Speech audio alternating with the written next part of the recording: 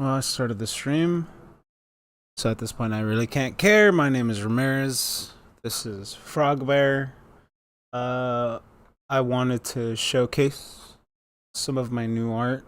Um, for those who don't know, that's Vamai. Not finished, obviously, as you could tell from the blue line sketchwork that is still in the pyramid. Um, just wanted to showcase it, I guess. So it's attached to me, right? So if anybody ever tries to claim that character is theirs, it's like, no, no, no, my boy. This character's been on the stream for quite some time now. Um, the fight for intellectual property, very interesting thing. But that's not the point, though. My name's Rami. This topic is going to be about optics, right? How we perceive things. The topic is nations and its livestock. It's people, it's citizenry, it's peasants, whatever word you want to use to describe this class of people. So, I didn't have much notes on this, but I wrote down something that I did want to touch on, which is why the elites or why the people in power depend on having, how do I say this, weak men who are disorganized, not just disorganized, but in disarray, in chaos, caught in a loop, caught in a perpetual cycle of just caught, right? Making sure that their thought processes, their goals, their right, however far they're going, to make sure men don't go too far. Right, because it's not like our system is designed in such a way where a man or anybody can't move forward or improve their status of life, or right, like there is a ladder upwards that most men can attain. So it's not like I'm saying that men are completely powerless. It's just that it's not conducive to the society that we have now. Is not conducive to allowing men to be men. And it's not conducive to allowing women to be women either. But that's not what this topic is about, because it's more about the workforce. And by workforce, it's the reason why women were taken out of the home and why the family was broken up by and large, was to increase the amount of workers that the economy had, thus overall pumping up the GDP, pumping up taxes, and the generation of da da da da da. We can go on forever in that topic. But I wanted to talk more about why men needed to be weak, and it always reminds me of two things: Jordan Peterson and Gavin McInnes. Now, it reminds me of Jordan Peterson because he would always bring up the stories about how men's clubs were disrupted, how men's clubs in North America were completely broken apart and kind of dismantled to a large degree. Just hopped out of the shower, so either way. Yeah, how men's clubs were largely broken up. There was some form of law enforcement or government interaction that basically told all men's clubs in America to shut down, and they were replaced with strip joints. And getting really bitten up by mosquitoes here. This is what happens when you hop out of a shower and come stream, right? With all that happening, with men's clubs getting shut down, basically it was one way of disrupting a community or disrupting the overall community as a whole. And because of that, it basically didn't allow for men to congregate one way or another. One thing is to say that it was men's clubs that, by and large, fought off certain aspects of that were toxic in a community. But it wasn't just men's clubs either. It was the disruption of, I don't remember. I really do not know what this men's. It wasn't a men's movement, but it was a movement that was born within African American communities. And it birthed this like new movement that really influenced people like 50 Cent, people like Prodigy, from Mob Deep as a whole. There was this class of men who grew up listening to people that were influenced by a man not by a man called Dr. York. And Dr. York was somebody who spoke about the real history of how this country was founded, and spoke the truth about our history books, and kind of was a disrupting force into, right? He threw a wrench in the system, and he basically would tell people inside of New York City that the system that we know of and our lives the way they are a lie. He was a very big promoter of that. But if you look up Dr. York now in Google, all you'll see are articles associating him with human trafficking and all sorts of other crazy things. But there's still people like Dr. Valentine who kind of survived. He's somebody that I watched for like numerology and certain aspects of the spiritual side of things. But basically what I'm trying to get to is in the 90s, in the 80s, you could say the 70s too, there was an effort across America to disrupt or destroy the family unit in America. And they used different drugs for different sort of classes, right? So, in speaking of the disruption of these classes of people, my question is, if this nation really cared to help its citizens, make sure that they grew up to be the best that they could, why would the same government then use money, government subsidized money, to help and facilitate the drug manufacturing industry, right? The Iran-Contra scandals, Nicaragua, Peru, El Salvador, how the CIA basically, by and large, trained, funded, and facilitated the trade. So why would government do this if it cared for its citizens? And I'm not just talking about minorities, because white people got the other side of it, right? They got the partying aspect of it, but cocaine was just as destructive to their communities as was any of the other drugs that hit any other community. In reality, the ecclesiastical or the oligarchs did not care. They just wanted to create another dividend of profit that they could use, because since then, it's only really escalated. Just like everything else that the government puts their hands on, right? The moment they use government money to facilitate any of this, it's just like, wow, look at how much money we got.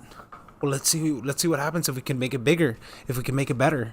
And that, you could say to some degree, that came in the form of the war in the Middle East, opium production, But I bring this all up, and I bring it up in the subject of citizenry, peasants, people, is because, I'm always attacking the argument that's being put forth, right? Minorities are oppressed, white people are dominant, or white people are pointing out that you guys are a special privileged class, whatever this whole shit is. And I largely bring it up because I was watching videos I'm rewatching a bunch of old stuff that I've liked to refresh my memory on a bunch of other things. And there's always this funny thing that, like, people who go to college do, or people who consider themselves civilized or westernized. There's always this thing that they do where they forgive the Western Empire's past, right? They forgive all of the egregious shit that this empire has done, and they're like, well, that was then, but now they would never do that. Now they're good people. Now they would never aim their weapons of mass destruction. They would never use techniques of warfare on us. They would never do that. The government cares for me, right? Like, and that's why I don't believe in that thin blue line shit. It's why I fucking hate all political nonsense, especially if you're put on the news, because you're just a useful idiot. Like, you're just somebody being used for whatever agenda is being promoted on the minds of people, because all they really need are faces. Because once they have enough faces or enough people that they could put on a screen, the groupthink tends to happen when the other person's watching that on the other side of the screen, and they're like, oh my god, that person looks like me. I can also follow this movement too. Because nobody ever does any independent thinking anymore. Any independent thought or action doesn't really occur in America. It's like a game of monkey see, monkey do. Like, look, he has a new pair of shoes. Look, he has a new pair of clothes, or this or that, new brand. And this is why people need to be weak. This is why there needs to be weak men, weak women, weak children. Everybody needs to give in more into their primal desires. And it makes me really shake at the thought of thinking of where the future is going, because when you look at what's occurring in the dating market, and when you look at what's occurring between men, women, marriages, the children and the offspring that are being born from whatever current thing is going on in culture, and it's like, we got a recipe for disaster here. You know what I'm saying? And people can blame government for as much as they want, but you know what I mean? Like, the CIA knew that pumping in drugs into these neighborhoods would do damage, because they know it's the same thing that you introduce something to the populace and you give it to them at such an early age, and you don't have any backbone to their culture, right? No father, no guidance, nobody that knows better. That kid's just going to fall into the desire, because in reality, you're just going to do the thing that feels good. Like, no amount of thing, like, when I think about me trying to give advice to my 18-year-old self, what the fuck could have I said to my 18-year-old self that would have changed my mind? Like, I know exactly what was going on through my 18-year-old mind. There's nothing that could have been said to me, because there were so many instances in my past that had jaded me that, you know what I mean? Like, people get caught up in the trip, and when you don't have a solid foundation, you're just gonna tend to fall back on like your cardinal desires, especially if you don't have any self-discipline, especially if there's just a lack of a firm foundation of understanding yourself, the world. Right, especially because I was fat, right? No self-confidence, all this other shit. Right, and I'm using me as an example. But in reality, when I think about it, just upscale the model. People that I know really well, if I fit them into that model and look into their past decisions, it's like, wow, people were really pushed into this existence when the people at the top fully knew that allowing these certain mechanisms of government to exist would just completely destroy the fabric of community. And it's not that there's still like a government office that's like their official title is fucking over humanity or fucking over Americans. Like, it's not like that. In reality, it's more like there are certain decisions that they know that would really affect the overall scale of communities, right? So one of these cases would be subsidizing the mainstream media, right? I say this because if you watch Russian television, if you watch Russian news or RT, Russian Times, right? There's going to be an ad that says, this is largely funded by Russia. But we don't do that to our own news media. We don't say that, oh, CNN is largely sponsored by the American Department of Defense. NBC, Fox, all of these major news companies, by and large, to some degree, get their money from the government. So, meanwhile, they'll slap every other news channel with, this is paid by Russian government. This is paid by Saudi Arabian government. This is paid by this. But when it comes to us, to our own news networks, we won't tell you that. Sometimes these messages are actually paid by and sponsored by, in large part, by the Department of Defense, the Department of Homeland Security. And this was a practice done under Bush. Like, Bush answers, I put this on my Instagram, but Bush answers a question that basically says, like, a reporter's like, how do you feel about the Department of Defense giving prepackaged news? And George Bush is like, well, this has been a long-standing practice, and da da da da. I made a video about this actually. Either way, it's and the people that are the most educated, the government wouldn't do that now. They did that then. They would never do that now. They would never aim it at my people. They would never aim it at perfectly good white folk. And it's just like, you were the first people to get this implemented on. Like if the early eugenicist legislation of early 1900s or 20th century America, right? Because the 1900s, whatever. During the beginning of the 1900s, there was already legislation being put into place to get rid of Italians, to get rid of undesirable white people that they didn't want. Like you were on the same fucking chopping block that everybody else is falling under now, but it's even worse now because the people who run the show don't even want you anymore because they already look at their numbers of how many people are on their side and they're just like, "Oh, we already have enough of a population that we can restart Earth with just us. All right, cool. Murder everybody else." And if that wasn't the case, then why has the last 4 years rolled out the way that it has? Why is there this whole political front movement using the guise of LGBTQ to take over political parts of the government, that took over parts of the industry, that took over parts of the dialect that we can have with one another? It's like, did you even realize that any of this happened? But a lot of people don't realize that a lot of this happened because, again, it's, if the nation really cared for you, why are all these people weak, right? If this nation really cared for you, why are you so uneducated? If this really nation cared for you, why are these circumstances the fucking worst possible? But yet people still want to entertain the idea that government cares for them. It's like, oh no, but I'm the correct kind of white person. The police wouldn't knock down my door. And I'm like, you've learned nothing.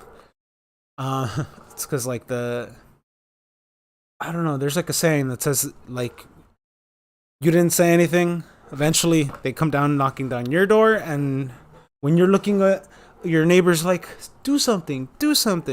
And what are they going to do? The same thing that you did. Nothing. Just because it's one of those silent complacency things. The way I see it is, there's this really famous story. It's like a Middle Eastern story where like the Khan, Genghis Khan, comes to some like Middle Eastern village, and because this Middle Eastern village considers themselves super scholarly, super intelligent, super advanced forms of right, basically they have no concept of violence. So when the Khan walks in, he's just chopping heads left and right, and nobody stops him. He's just chopping heads left and right, and basically the Khan has one of his attendants tell them, "Why do you do nothing? You have all of this extravagant gold, all the extravagant tapestries, but yet you have." It was just making jest at him, like, you have all this great stuff, you have all this great knowledge, but you can't stop me, right? Chopping heads left and right. And that's where we have the majority of white civilization here. They were so apologetic for every single war, for every single atrocity, for every single government experiment, and they just kept saying to themselves, but it's never going to happen to us. It's never going to happen to us. When in reality, the fact that their white lineage exists is the fact that, oh, you survived the initial American eugenics movement. It's probably for a reason, because you were very complacent, right? You fit the genetic code that they wanted. And I always tell people, like, if we shop at the same stores, if we go to the store and we buy the same Coke, if we buy the same Pepsis, if we buy the same Dr. Peppers, whatever, right? We're buying the same garbage. We're eating at the same fast food joints. There is no difference between me and you. We, like, I always like saying this, but we're both niggas. We're both slaves to this system.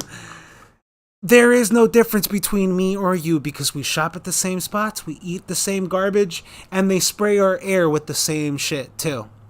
And you want to know what's even funnier, right? And people can't deny this because you can go to the store during what is it? The Passover? When's the Passover? Like October or some shit? Either way. During the Passover for Jewish people, you can go to a Jewish store and buy a different kind of Coke. Coca-Cola and Pepsi manufacture special soda for Passover. That's right, folks. They literally manufacture their own little special bullshit because at the end of the day, they know it's the kind of sugar that it uses. It's kosher for whatever Passover is and all this other garbage. But the whole point that I'm bringing up is me, you, anybody else from Asia to the islands. Who the fuck cares? We're all the same. We eat the same garbage, except for the Jews. Because, a rabbi got to come by and be like, oy vey, it's kosher. And he's got to bless the thing, you know what I'm saying? And I say this because there's a lot of people who probably have worked their entire lives at the Department of Defense, at the Pentagon, at these military institutions, only to find out that you were poisoned. You were like the whole system, as you thought you were doing good for your country, the whole rest of the system was designing itself to weaponize your children, to weaponize your wife, and to weaponize the very culture that you cultivated within your own borders. And yet some of these people want to believe that they're the better ones of this whole situation, when it's like, no, you were the worst ones. Like, the system was promised to you, but you ruined this. Like, I don't know how to, like, you had the needle to, like, you were pumping yourself up with the poison. How are you saying that the system loved you if it's even got you that crazy that you thinking that you pumping this up is good? Like, how does this work? How does this work? And then it's the same people that will call pit bulls and all of these animals really dangerous when it's like, think about the logic you're using here, right? Just the same way that dogs were breeded to be more domestic, you're saying that, genetically, these pit bulls are never going to be able to be domesticated. But it's like, well, let's look at your race. You guys were savages, right? Let's look at white history, right? You guys were savages just like everybody else. But yet, I look at the modern day white boy, and he's a soy boy. So how you telling me that genetically you don't change when, my boy, you've seen the modern soy boy? Like, it's not even funny. Like, and again, this all goes back to the same argument. We eat the same garbage. We eat high fructose corn syrup. We eat all of this genetically modified GMO crap that highlights all. Okay, I was about to get into a very deep conspiracy theory here. Can't do that because I don't even know what time I'm on. I'm on 23 minutes. That's way too much time already. I could go on for days about this subject because it irks me. It's just like, how can anybody come to some of these conclusions and think that the system loves them? It's like, huh? Have you seen your daughters at college? Have you seen what's become of men? Women? Have you seen what's become of the newer generation of kids? Have you seen what has happened to your medical institutions, your education institutions? And then they'll be like, oh, but it was the tiny hats. It was the tiny hats that did this. I'm like, no, my boy. No. Because if you look down into it, and if you look at who had the final pen signature in any of this garbage, it's usually a Scot. It's usually an Irishman. It's literally usually the person that you would not even expect, because usually those are the people that hold the John Hancock to allowing a budget, the John Hancock that allows a certain program to go through, the John Hancock that allows a certain science institution to completely rewrite its entire codifications of certain mental disorders. Like, think, my boy, do the research, read, and you'd find out that A lot of the science that is being pushed forward wasn't even written by a tiny hat. It was written by some white dude back in like 1904 who had all these crazy ideas about survival of the fittest, and turned out to be Darwin's cousin. But that's a whole other subject. Whole other subject. Yes, the system loves me. The system caters to me to be the best boy, and it's like, no, it doesn't. No, it doesn't. This whole system is designed to kill you, is what I'm trying to say. And by you, I mean normal white folk. Anybody in the Rust Belt. Anybody who isn't my skin tone to darker skin tone. If this message is not for people who look like me or are darker than me, you can fuck off. This message is for white people. This system is designed to kill you and has been designed so since the 1920s. Do not think, or do not facade yourself with thinking that you are the special boy. Oh, no. That's reserved for the weird kind of Jews that call themselves Jews, but they're not really Jews. So, right, like, just look at their media. Just look at entertainment. I always thought it was fucking hilarious how early... Okay, let's not even go there. That's a whole other theory. I need to stop. Yeah, the stock needs to be weak. Men are designed to be weak on purpose. Everybody is designed to be weak. Because if you were strong, if you were smart enough, if you were well versed enough into knowing what was actually going on, and you could actually name the tactics that are being used against us, people would freak out. People would not be okay with anything that's really going on, because it would really shatter their worldview of the world, and it would really shatter, like, because they would start asking questions. Like, why are we doing this? Why is this happening? Why is that happening? And they'd really have to ask themselves, like, whoa, why are these things being allowed to happen? And then somebody has to break the news to them, and it's going to be like, well, the reason why we like promoting very violent rap music is because it promotes it amongst the young men, who will then have broken homes and will find other young men to do all this other rambunctious stuff because it's fun and cool. And then they'll do the activities that are being said in all of this music because that's what they think the culture is. And then they'll go into the prison industrial system. Well, they'll get churned in and out until I don't know. It's like they're trying to make this place Australia, I guess. Either way. My name is Ramirez. Stay